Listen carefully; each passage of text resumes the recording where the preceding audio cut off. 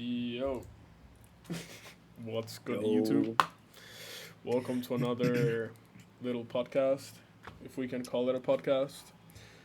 Um, yeah, on this one, we're going to be giving you guys the roadmap we followed to get from $0, from which we started, from nothing, from scratch, to over 100K per month. We're going to be covering the four main topics and going in depth on each one of them.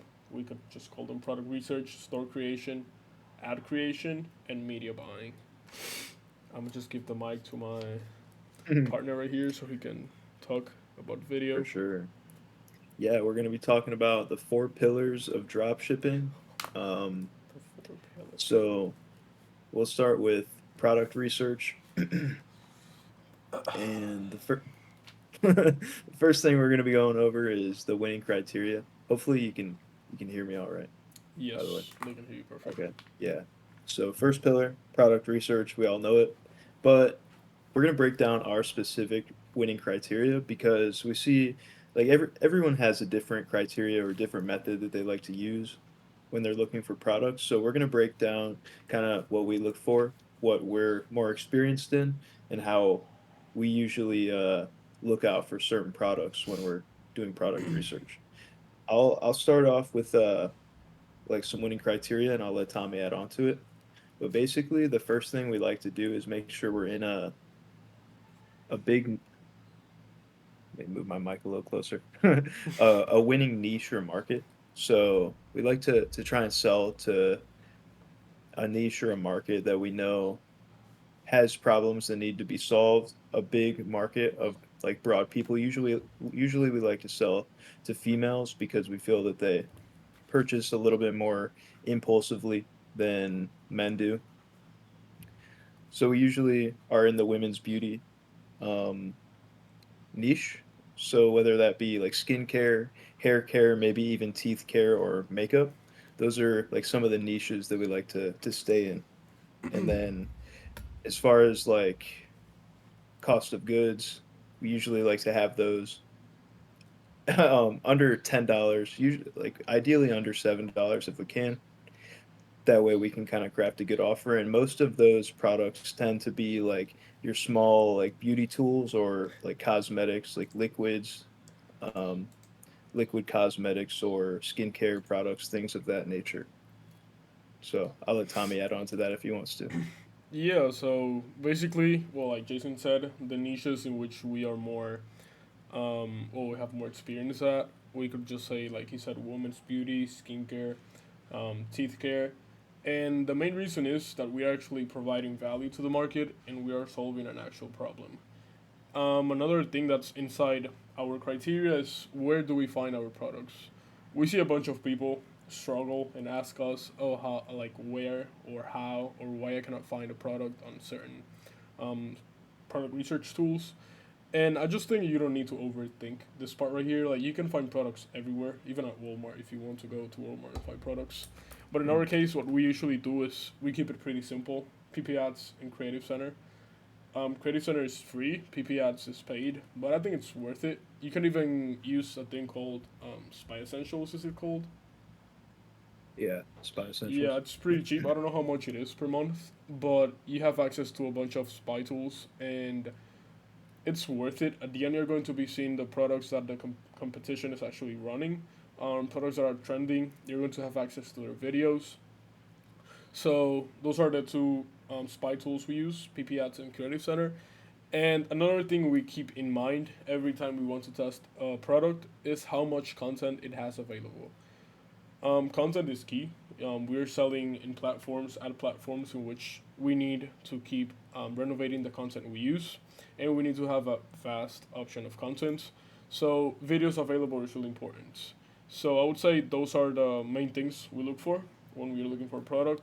Would be if it's a problem solver or the niche it's at, videos available, cogs, and the spy tool we use. I don't know if you want to add anything else to that before moving on to the other I'll section. just sum it up. Like basically, yeah, so a women's beauty product that has low cost of goods that preferably has good quality. We try and also like do some Amazon, like search up some Amazon reviews um, to make sure that the product actually has good reviews and that it's high quality.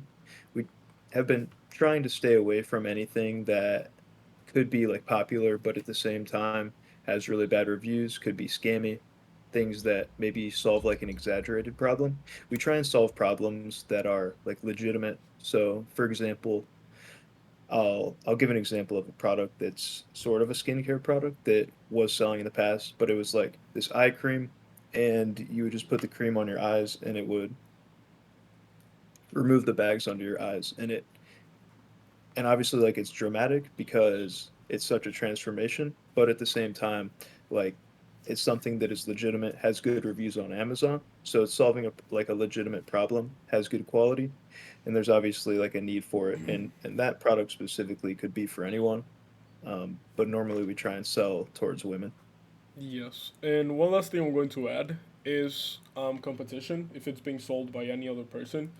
When we want to dropship a product, dropship, not white label or branded product, we usually keep in mind if there's more people selling it, we can also sell it. So if you see any other person scaling the product, even better if it's recently, last 7, last 14 days, last month, be confident. You can hop on the trend and you can also make money. The market's pretty big.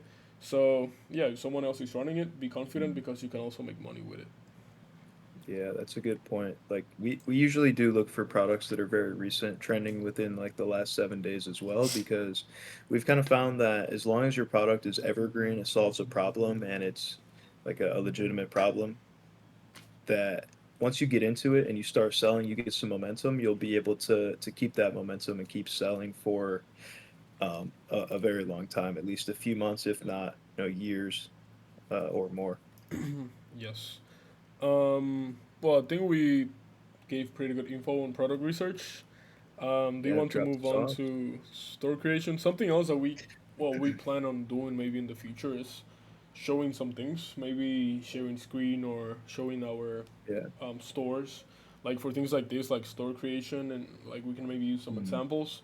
Yeah. But yeah, in the future we're going to be more open with our brand, telling you guys what we're selling, how much we're making, showing you guys our stores.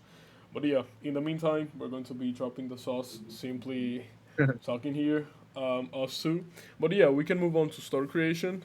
You can start with maybe like a short winning structure. Like how would you just put a store, text, images, gifs. Yeah. So, for store creation, especially when testing a product, I like to keep this extremely simple. I think we both do. Tommy builds most of the stores, but as far as testing goes, we try and keep that really simple. We use a pre-built theme from the Discord that we're involved in, and it's just like a Dawn theme with, so Yeah, you have your custom product liquids. photos. Yeah. Yeah, you have a couple custom liquids with some emoji benefits. You have like three sections with benefits and little like paragraphs, and then you just have a couple blocks with like some more reasons why customers love the product. And then just keep it simple with, your bundles and reviews, your guarantee, and that's about it. And then usually we just try and make it look aesthetic, look pleasing to the customer, make it look as professional as possible. We want to build trust on the website, so we try and correlate like a color that is going to reinforce maybe the type of customer or the emotion that the customer is feeling, just to try and give it that little added brand effect and build that trust with the customer. Okay, I've muted my mic. I'm sorry. Yeah, and something else I want to add to store design. There's like three things I usually keep in mind every time I'm creating a store, and that's having enough urgency, enough scarcity, and enough guarantees. Urgency and scarcity simply to let the customer know that they need to buy now, and don't let them ever like have the thought of, oh, maybe I can come back here and they're still going to have the sale. They need to know that they need to buy now, or they're going to be missing out on something like your offer or the gift you're giving them. In guarantees, it's just to seem more trustworthy. People like to have their money secured, so having guarantees can help you. Also, like Jason said, stores, don't overthink your stores. I see a bunch of stores have a bunch of friction before buying, like pre-purchase upsells, having like pop-ups. Most of the time, you don't need any of those things when you're starting off. Like if you're testing a product, just have some branded pictures, no white background images. You don't need a lot of text. Like nobody's going to read your essays on your product. It's like they don't care. Um, and yeah, just have like actual benefits. Like copy is really important. Like Jason has been reading a bunch of books on advertising, and they emphasize on how important copy is. And that's like those are things that people it goes over their head most of the time because it's just like copy.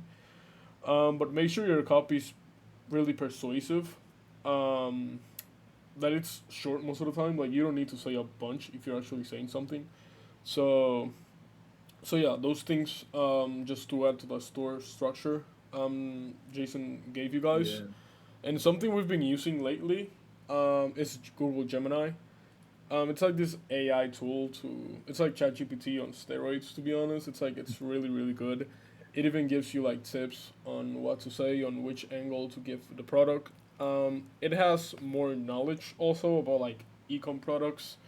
That's like you can even tell them, like for example, I made a store for like the Aloha set. I don't know if you guys know which product that is. It was for like a tutorial, and I literally said Aloha said to the Gemini, and they just gave me like the whole info on the product, and that's wild. Um, so yeah, I would say Google Gemini better than ChatGPT, and I don't know if you want to add more things to store creation. Yeah, I'll just add like two things. The one thing is really good that you brought up, which was the scarcity and the urgency. Because remember, like when you're, especially when you're drop shipping before you've white labeled or branded the product out, you're most likely driving just paid ads, so cold traffic to your website, and like you have like one chance to sell these people, so you need to give them like really good reasons to buy and really good reasons why they should buy it today, like right now. So that's essentially why really good copy is important, and Gemini has really been helping with copy lately. We try and always think about the customer and think about like how we're gonna tell the customer the benefits that they're going to be receiving when they buy the product, and Gemini has been doing like a really good job of actually thinking of the customer. ChatGPT sounded a little more robotic, so it wasn't necessarily like getting the point across to the customers, making them feel like, they were being spoken to like in their sort of language. So if you combine, that good copy with the scarcity and urgency as a way to tell them like, hey, here's the reasons you should buy, and here's also the reasons why you shouldn't wait to buy. Like that Yeah. is essentially like the formula to a high converting drop shipping store right there. Yeah, and well, one other thing I'm going to add, the last thing at least from my side, it's social proof. Customers love to see other people using what they are going to buy and seeing that it actually works or fulfills a promise that they are, well, that they are looking for. For example, if you're selling shapewear, they want to see if the product actually shapes their body. So you have in review images, for example, or customers just wearing the product and you have the images on your store, can help you a bunch because they're just going to see that it actually works and they're going to be more confident in buying the product since they see other people that bought the product use it and it works for them. Yeah, yeah, it's great. I think that Perfect. also gets us right into the ad creation portion if we want to get started on that. Yes, sir. Um, yeah, so specifically like the social proof is a big one, but we'll get into that. So what do we want to start with here? Okay, Yeah. so So, oh, yeah, go ahead. I mean, I can just give a brief introduction and then pass it on to you. You're the ad master here. So, ad creation is actually really, I would say, overlooked by a lot of people because they simply think they can just take random videos from anywhere and they can just use it because it shows their product. If we have videos available on our product criteria, that means videos are really important. And ecom, dropshipping, well, e-commerce in general, is like a content game or creatives game. The person that's going to last the most selling a product is the person that's able to get more and more new content constantly. If you run out of content, your product's going to die. So, with this brief introduction on why content is important, I think I can just give you the plot so you take the stage Uh, here. well, we'll start with like testing creatives versus than like getting into scaling, which I guess kind of goes into media buying, but we'll talk about like the creatives in the testing stage. So in the testing stage, again, there's no reason to get like too over complex. A lot of times what we do is we'll either just completely rip competitors' videos, which is actually what we did for our last brand when we started it. We had actually a ripped video that was like performing for like 3 months straight, which was crazy. Um, or we'll take inspiration from the competitors' winning videos and just kind of recreate their winning structure, but with some maybe new content or new angles, things of that nature. And we always try and use like a winning ad structure, like Tommy was saying, organic videos. So videos that are maybe just more tailored towards posting on like an organic account. Maybe it doesn't say all the benefits of the product. Maybe it's just like showing somebody using it and it's just like for content for entertainment purposes. But really, when you're trying to sell and trying to run an advertisement, you don't want to entertain as much as you want to actually sell somebody on your product. So you have to communicate the benefits of your product in a way that's going to actually sell it to the customer. Correct. Um, yeah, and so just like I'll break down the simplest ad structure that is pretty well known throughout all of ecom, which is just your hook and then your benefits and then your call to action. So you hook them in with like a some sort of wow factor. A lot of times what we see work is either like a before and after in the hook, some sort of crazy transformation, some sort of crazy reaction. We have to do something that's going to drive their curiosity to actually stay and watch the rest of the video because like everything kind of works together here. Your hook's job is to get them to watch the rest of the video, and then your benefits job, which is going to be in the middle of the video, is to convince them to persuade them that they actually need the product, that it's going to give them some value, and then your call to action at the end is going to convince them that okay, like I've watched this whole video and I know I need the product and I know I need to buy today because they have this crazy deal going on. So Yes. like I it's mean, essentially yeah, you said yeah. something really important, and it's sometimes when we are making, well, yeah, we, because we belong to the ecom community, when you're making videos, when you're making ads, we forget that we are actually trying to sell a product and we focus too much on entertaining. And we need to find that perfect balance between both because if you're selling the product too much, they are just not going to be interested in the ad. But if you're just entertaining them too much, then they're just not going even that they're not going to make the purchase. So like, well, he covered most of the things. So one thing that you can do is always see what's working for the competition. Like he said, we you can test with competition's ads, but once you start making your own videos, you can simply copy the structures that's working for them and simply just put your own little thing to them. Can be your offer, can be your own clips, and moving the social proof to the ad creation part. Also, UGC is really important. Maybe you don't need to buy your own UGC, but having people talking about the product and the benefits of the product and the results of using the product can help a bunch and bring more confidence to potential customers that are watching the video because they're seeing like a normal person just bought the product, use it, and it worked for them. Um, and just to add one more thing, well, it was just going to be about like the balance you need between entertaining and overselling. Don't oversell the product, but don't over entertain neither. Just like find the perfect balance between both. Because sometimes people don't like to feel they're being like sold something like on their face, like oh you need to buy, you need to buy, you need to buy. But then when they're just entertained, they just don't get on that buying intention. So that's why they simply don't buy. Shit. So yeah, that's the only thing I'm going to add to the ad creation part. You explained everything like really really good. I Um, just have one more thing yeah. actually about ads, and it's honestly that like your product itself plays into like how good your ads are sometimes because you have to ask yourself like what does your product actually do? You can't really make an advertisement about a product that doesn't do anything. But like for example, if you're selling something that's claiming like we'll go back to the example of the eye cream to get rid of your eye bags, it's way easier to make an advertisement for something like that because it does something that solves an actual problem. It's actually like a dramatic change, a dramatic effect from using it. So it's a lot easier to just show that happening and it's just an advertisement in itself. So try and yeah, tie your product into your advertisement. Like ask yourself, what does my product actually do? Why would someone really want to buy this? Yeah. Yeah, I agree with you 100%. Yeah, I think you explained everything really, really well. So once you have your ads created, you need a place to run your ads, and you need to buy the clicks, impressions, and potentially your sales. And now we're just going to move on to the media buying section.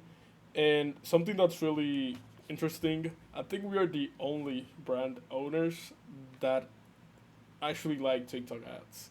Like every other brand owner I see, they always, well, Facebook, Google, and TikTok's more on the side.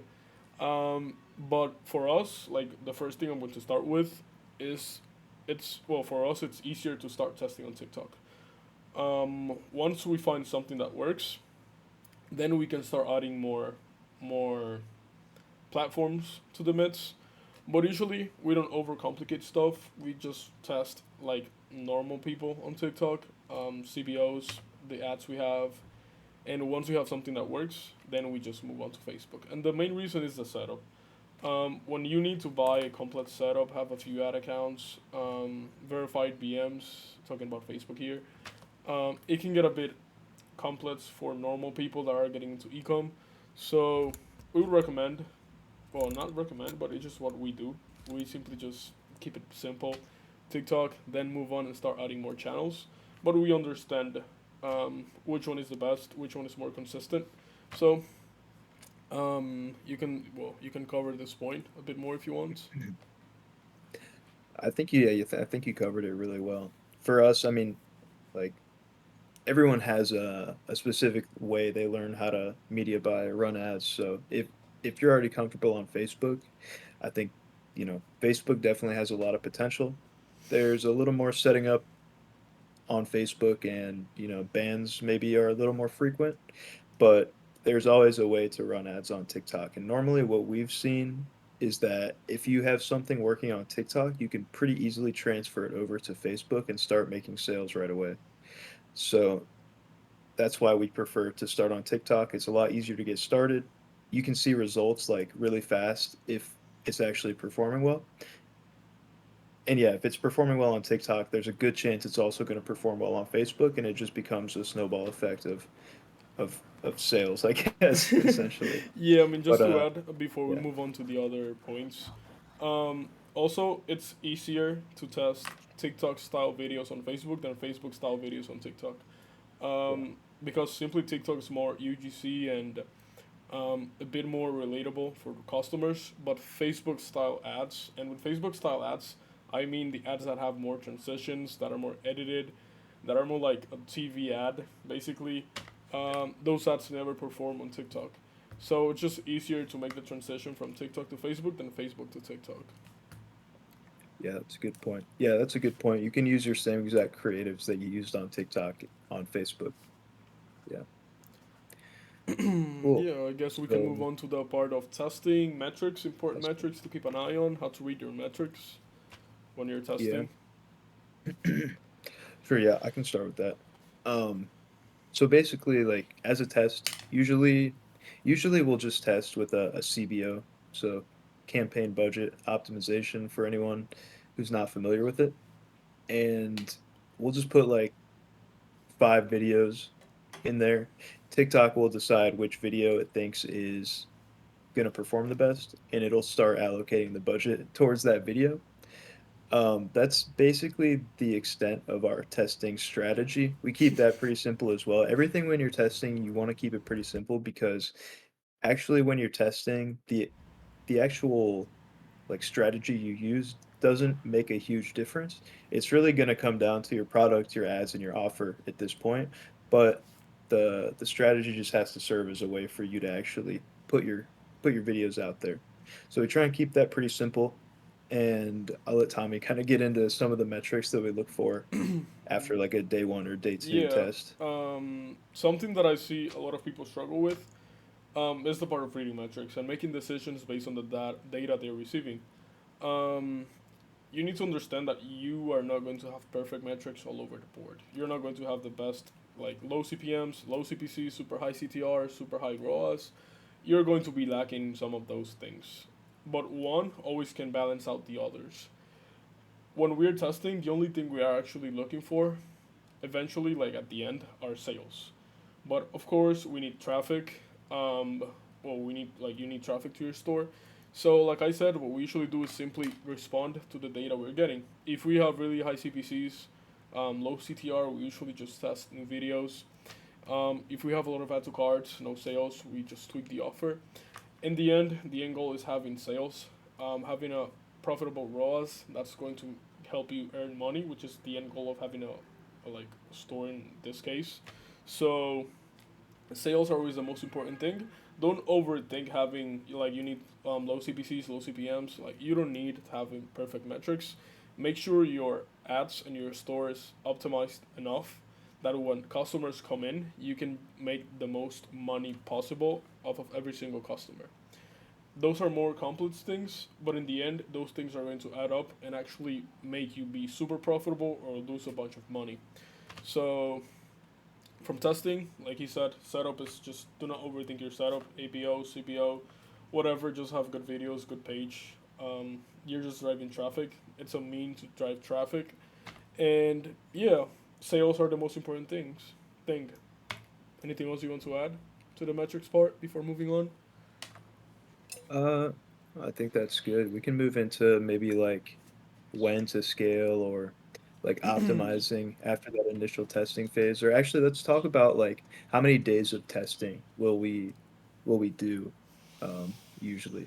And I think for us, it's a little more of a lengthy process of Yeah. testing. Um, Especially after we've done our due diligence, we know like, okay, this is a good product, especially if like at least one thing is going well for us, like maybe we have some good sales coming in, but our CPCs are a little bit high. We will like spend some extra time testing new videos, testing um maybe some new ad strategies. But like for us, we tend to test for like what would you say, like a week, Yeah. even maybe a little even longer than that Yeah, if like things really need we optimized. are really patient. We don't Yeah. usually kill fast neither. Like we usually test everything that can be tested before moving on from a product. Like that's a big mistake people make. You're not usually going to hit the jackpot on day one. Sometimes it happens. Most of the time, it's not going to happen. You need to optimize. You need to, like I said, make adjustments based on the data you're getting. So we've learned that the hard way. I mean, when you want to have a brand, you need to act like a business, like a CEO. So things do not come fast. Mhm. We are known for being more patient, and we are pretty patient. That's what works the best for us.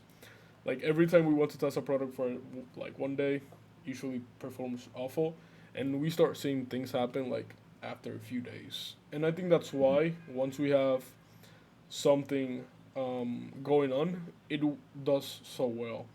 Just simply Yeah. because we work like really hard on optimizing things from scratch, like from like the first step. Then when we're like on step 10, let's say, like from 1 to 9, everything was precisely like tested and we made sure that everything was adjusted the way it needed to be adjusted. So we don't leave like any like roadblocks in the back or like we stumble over things we didn't check in the past, like offers. We test a bunch of offers, we test a bunch of ads, hooks, images, like any like even like the most small um, tweak you make on your store can be the difference on like a point 0.5 CVR or like 1% more CVR. So yeah, we are usually really patient and we test for a long time. Like Jason said, a week normally. So yeah, that's Yeah. weird in the ecom community, sadly. But I would like we would recommend you guys be patient when testing, and that's what testing is for. Test Yeah. everything. Once you find the Yeah. thing that works the best, then you can scale that. Like don't like if you have a one good offer, don't take to that offer without testing. Like potentially you can find a better one, and that's something we have been doing. Like in the previous brand, we had a winning offer, but then we started testing new and new offers, price increases, changing like the structure of the offers, because we understand that there's always something that you can make better. Yeah. Do you want to add anything more before moving to the good part Well, here? yeah, you hit it. I think you nailed it. We just, yeah, we don't like to scale before we really make sure that the conditions that we're about to scale with are optimized to the point where we pretty much know, like, okay, if we increase the budget, we're just going to make more money. A lot of times we see people like scale too fast. Maybe they haven't like tested some different things. Maybe they haven't tested for long enough. They start scaling and all of a sudden their performance drops because if you try and scale too fast, if you've got any weakness in your funnel, like maybe like for example, you spend $50 and you make 3 sales. But let's say you only had 3 add to carts and you had 3 sales. Well, let's say you start scaling that up since you're not getting many add to carts, all of a sudden people stop converting. You're not converting every single ads cart into a sale, you're going to stop being profitable. So, yeah, people need to look a little more deeply into their metrics before they start scaling just to make sure that it's optimized enough to be like confident, okay, if I spend more money, I'm going to make more money. But yeah, we can get into scaling And now. I mean, before Uh, moving on, you can maybe, well, I think you can start the okay. scaling part with the quote you had about scaling is easy, but just like meeting the conditions is, Yeah. I think that would be Yeah. a good So introduction to scaling. watching a, I won't take credit for it, but I was watching a podcast. I forget what his last name is. First name's Charlie. And he said he was talking about a different business that he had, but he said it's easy to scale, but it's hard to find the conditions to scale.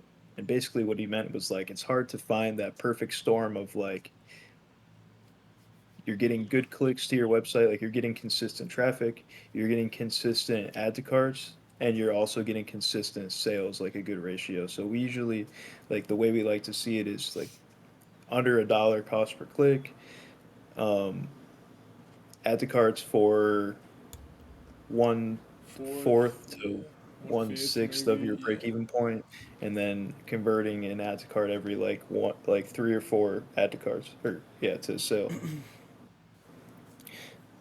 So if we're not at that point yet, like we might even be profitable, but if we're not at that point where we're getting those healthy metrics all around, we know that as soon as we would try and scale up, something in our funnel is going to fall through because we're just kind of exploiting the weakness by increasing the budget. Yeah.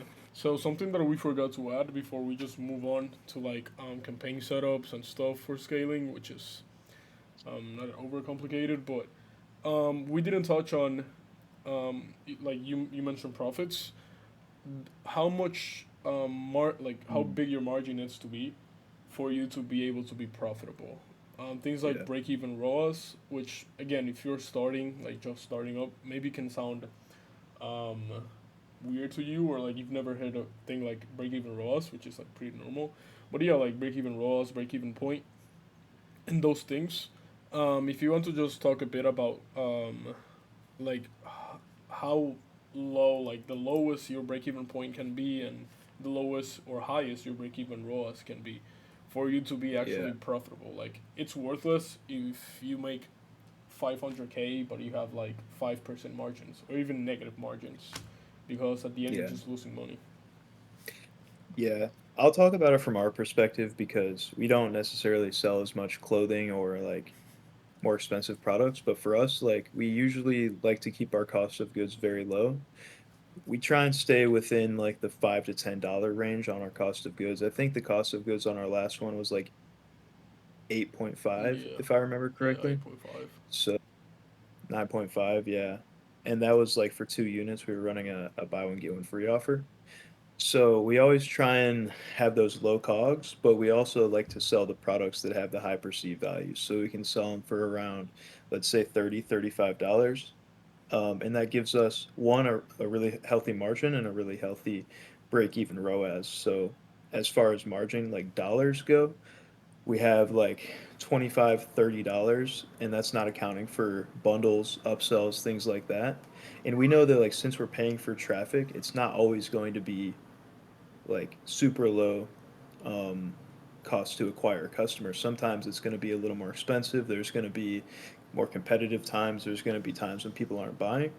So we understand that since we're paying for traffic, we need to have a very healthy margin to be able to be consistently profitable. And well, back to like break even ROAS. Usually our break even ROAS is around like 1.3 to 1.4, and that also gives us like a really healthy margin to to test and to scale Yeah. with, because usually as you scale, most of the time as you scale, your cost to acquire a customer is going to get more expensive, so you need to have like that really healthy margin to be able to scale. And like even if your ad metrics aren't perfect, even if you're not converting like super consistently, as long as you have that margin, you're going to have a much better chance of being able to actually scale. Yeah. Well, like you said, at scale, your CPA is always going to be higher. Maybe when you're testing, you can have a $8, $9 CPA, but on a higher scale, when you're spending $5, $10K, like 10K on ads every single day, you're not going to be having an $8 CPA. And every single time acquiring new customers, first time customers, is more and more expensive. So one thing that you need to keep in mind before moving on to scaling is, like Jason said, having really good margins. Our break even was last time. We got it below 1.3 at the end. It was like 1.28 if I'm not mistaken. Mhm. That's great, but always you need to be negotiating cogs. Like even lowering your cogs by point 0.5 cents, like 50 cents, 70 cents, $1, can bring up your margins by 2-3%, which is like really game changer. So margins are really important, like he said. As a minimum, if you have from $5 to $10 cogs, you can have like 20 to 21, but I would never do less than 23, 24. From 23, 25, that's like a good spot, and then above 25, 26, that would be perfect. Um, so yeah, I guess we can move on now to maybe scaling, and Well, maybe I touching a think bit. you brought Uh, up a really good point about suppliers, about yeah, negotiating COGS, because especially if you're in a situation here where like your metrics are looking really optimized and you're getting ready to scale, this is a really good way to build a relationship with your supplier. So if you tell them like, "Hey, drop my price by a dollar or dollar 50 or whatever, and I'll scale up more," because you know you can scale up more, you're not lying to them. They give you a discount and then you actually get more orders. So then like they're more willing to start working with you on negotiations. So just want to yeah, throw that in there. yeah. And yeah, I guess that now we can just maybe move on. Um, well, a bit on scaling. Like we covered a bunch of scaling, but maybe just talk a bit more about campaign setups, Yeah. increasing budgets, how to go, about increasing your budget, and maybe we can finish up after this talking about back end, like how to Uh, optimize your back end a bit from email marketing, SMS, and all of those things. So yeah. maybe you can touch a bit on the transition from testing to scaling, even like we talked about it, but maybe the part of increasing budgets, when to go really Yeah. aggressive, when to go a bit slower, when to scale down, when to scale up again. Mhm. Yeah, so I'll talk about like the transition from testing to scaling. This is at the point again where you have pretty much everything optimized and all you need to do at this point is just increase the budget. So what I would probably or what we do start by doing is just, let's say you're running a $100 test, like test campaigns for $100. You don't want to like immediately go from $100 to $1,000 ad spend. So what we'll usually do is every 2 3 days that it's consistent, we'll increase the budget. We'll like maybe